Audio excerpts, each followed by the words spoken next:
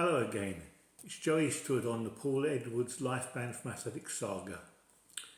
I first got involved in this issue in 2008 when I left Woking Athletics Club and joined Walton Athletics Club, where Paul, who I'd never met previously, was a long-term member. When the senior members of my new club discovered that I had some expertise in the field of medical data generation and review within the pharmaceutical industry, I was asked to have a look at the Dr. Simon Davis report on Paul's urine test done in 1997. Well, naturally I assumed that as it was done by a respected university department that is part of King's College London and done under the supervision of a top scientist in the field, Professor David Cowan, it would be completely above board. So imagine my amazement when reading this report by Dr. Simon Davis and looking at some of the raw data. I agreed that the entire test was worthless nonsense and should be discarded. Therefore, I thought I could help here by approaching David Herbert at the UK Athletics Anti-Doping Unit. In June 2009, I made a telephone call to him and said, "Look, the data is not up to scratch. In any case, you didn't supply any calibration data at the time. So can we see that, please? Also, would you apply your own rules and investigate Paul's case based on the new evidence?" He replied, "Well, it's not new evidence to us." I said, "What do you mean?" He said, "Well, we already know the data available and Professor Cowan has looked at his own work again and as an internal desk review and declared it not new evidence.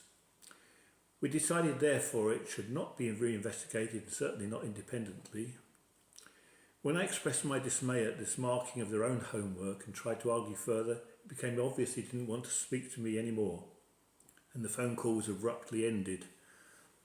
More than somewhat shocked by this, I continued to work with Paul and we decided to obtain and look at least at the claimed calibration data to check if that had been performed properly, since nothing else we had seen in the case had been done correctly.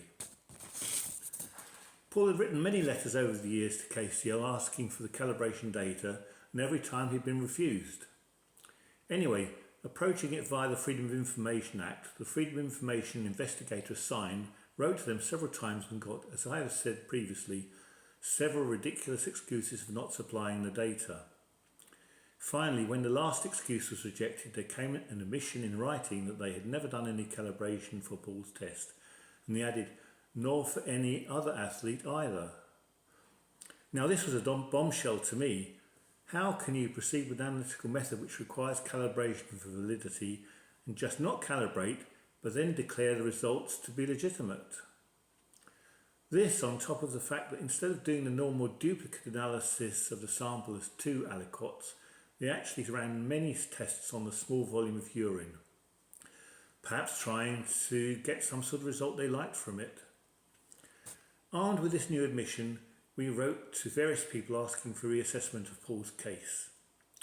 Notably, a man called Ed Warner, who was for a while head of UK Athletics, wrote back refusing and saying that he would take personal responsibility for upholding the ban.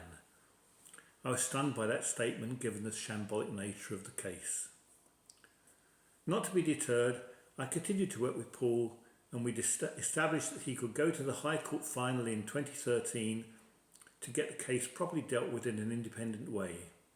To this end, an experienced barrister was employed and a central London solicitor who had worked with Walton Athletics Club over many years worked with him. Together, we put together the case and a good, fully argued and evidence legal argument why the case should be resolved in Paul's favour. Imagine my distress and amazement to hear from the solicitor shortly before the High Court case that he had been advised that the barrister, who didn't want to jeopardise his career, was no longer prepared to appear for Paul. And also that he had personally been advised, he wouldn't say by whom, that if he wished to continue to work at law in the City of London, he would better not appear at court representing Paul. He also advised me that as I was in important employment, it would be better for me if I didn't show up either. I'm ashamed to say that not one of the three of us attended the court case with Paul, who attended on his own, apart from a layman friend, to face several highly paid lawyers for the defendants who applied a time-barring defence rather than trying to answer any of the serious scientific questions which were posed in the court documents.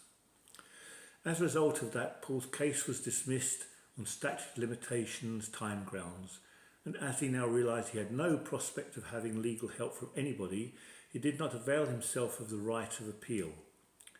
Who could blame him?